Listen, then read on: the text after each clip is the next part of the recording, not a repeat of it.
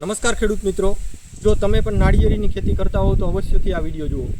તો ખેડૂત મિત્રો, આજે આપણે નાળિયેરીની અંદર એક પરિણામ સાથે આવી ગયા છે ખેડૂતના ફાર્મ પર. તો આપણે ખેડૂતને જ ડાયરેક્ટલી પૂછશું કે એમને આમની અંદર શું ટ્રીટમેન્ટ કરેલી છે અને શું એમને ફાયદો થયો છે. તમારું નામ, ગામ અને તાલુકો જણાવજો. જાદવ હસમુખભાઈ, ગામ ભાલપરા, તાલુકો વેરાવળ. બરોબર છે. હવે આપણે આમની અંદર શું ટ્રીટમેન્ટ કરેલી છે અને આપણે એનો શું ફાયદો મળ્યો એ જણાવજો. આમાં આપણે જે જમીનની ચકાસણી કરાવેલી છે, સોલ ટેસ્ટિંગ, એટલે એને માન લો કે 6 મહિના જેવું થયું, બરાબર. એ કરાવ્યા પછી નારિયેળીમાં અત્યારે જે ફ્લાવરિંગ ખરતું તે અટકી ગયું. પ્લસ એ ભાઈએ જે જીતેન્દ્રભાઈએ કીધું કે ભાઈ અત્યારે આમાં એટલાની ને એટલા ખાતરો આપવાના છે, ટેસ્ટિંગ કરેલું એ મુજબ આપણે ખાતરો આપેલા છે. ખર્ચમાં ઘટાડો થયો અને બટન જ્યારે ખરતા હતા એ પણ અત્યારે ઘટાડો આવી ગયો, નવું ફ્લાવરિંગ આવી ગયું. એ પહેલાં નવો ફોટો આવતો નહોતો અને અમુક નારિયેળીમાં હાલ બંધ જ હતો, એ પણ અત્યારે એમાંય ફોટા અત્યારે દેખાય. હસમુખભાઈને ત્યાં આજથી 6 મહિના પહેલાં આપણે જમીનનું પરીક્ષણ કરેલું છે. જમીનનું પરીક્ષણ કરીને જે તત્વોની ઘટ છે અને નાળિયેરીને જે તત્વોની જરૂરિયાત રહી વાર્ષિક, એ મુજબનું આપણે શેડ્યુલ બનાવ્યું. પ્લસ એમને જે પાણી હતું તો એ વધારે પાણી પીવડાવતા હતા. અત્યારે ઘણા ખેડૂત એવું હોય કે જરૂરિયાત કરતાં વધારે પાણી પીવડાવતા હોય, તો આપણે એમની અંદર થોડું મેનેજમેન્ટ કરાવડાવ્યું.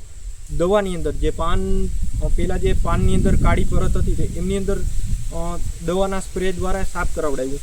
એટલે આવું થોડું ઘણું બધું મેનેજમેન્ટ અને હાઈરે ટ્રીટમેન્ટ ચાલુ કરાવી અને અત્યારે 60 થી 70% જેવું પરિણામ મળી ગયું.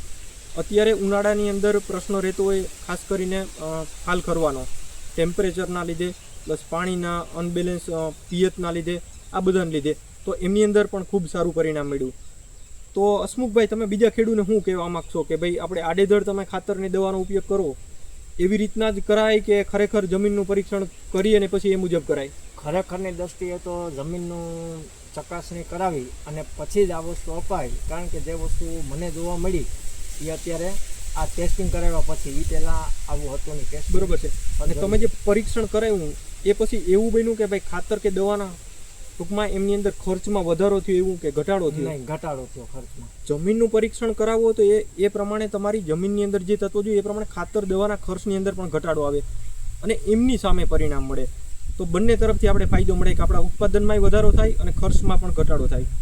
અને આમની અંદર બહુ સારું પરિણામ કહેવાય કે જે તમે જોવું હોય તો જોઈ પણ શકો.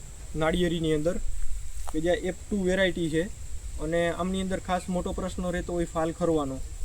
અને ઘણી એવી પણ નાળિયેરી હતી કે જે તે સમય એમની અંદર ફ્લાવરિંગ આવતું જ નહોતું.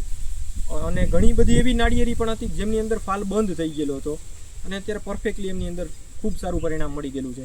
તો ખેડૂત મિત્રો, નાળિયેરીને લગતી આવી જ અગત્યની માહિતી માટે અમારું YouTube ચેનલ મોડર્ન કોકોનટ ફાર્મિંગને લાઇક, શેર અને સબસ્ક્રાઈબ કરો.